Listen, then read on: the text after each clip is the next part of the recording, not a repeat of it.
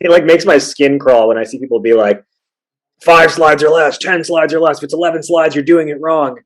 Because I'm like, yeah, if you have a really bad message, probably. But if your message is good, take as many slides as you need to deliver it in a clear, compelling, and concise way. But like, design factors into this as well, right? Like, what if you literally have one slide that's just one word in big block text? Why would that count against your like? Why should that count against your overall slide count? I have the same issue when people talk about cold emails and they're like 5 lines or less, and I'm like, yeah, if it's a bad message, no one's going to want to read. But if it's a good message, you have more real estate that you've afforded yourself.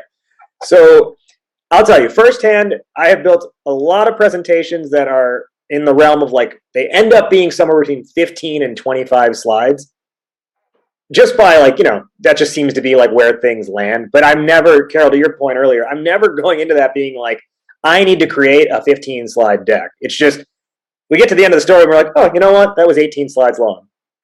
And it's carrying through a specific narrative the entire way. So it warrants all 18 slides. Each slide has a purpose to it. There's no fluff. And if there is, you finish it and you're like, you know what, let's actually cut out slide 14. It's not adding anything to the story.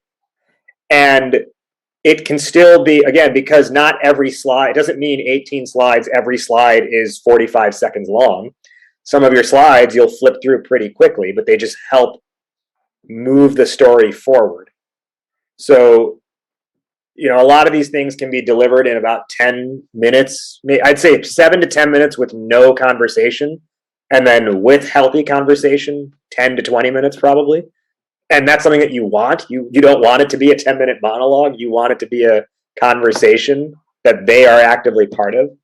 So, I mean, for everyone who's on this right now, if you're like worried about number of slides and length of time, that should not be like your leading concern. Your leading concern should be, is this a clear and compelling story that's going to be relevant to the person that I'm talking to?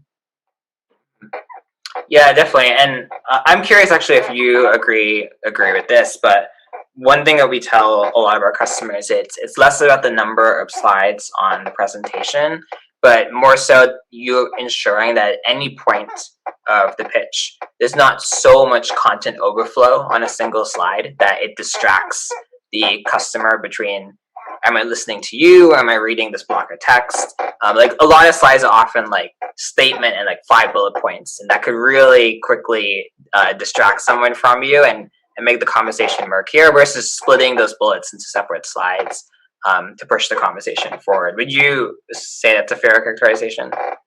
Yeah. Limit the amount of information per slide. And what you have to factor in here, a well-designed slide, there should be an easy path that the eyes follow.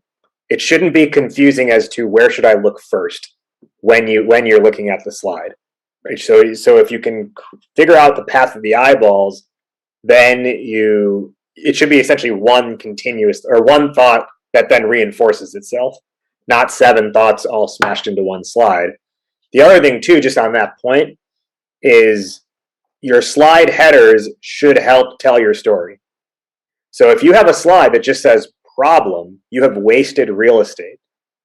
The headers should provide the person, the audience, with the concluding thought you want them to have and or the way you want them to receive the information.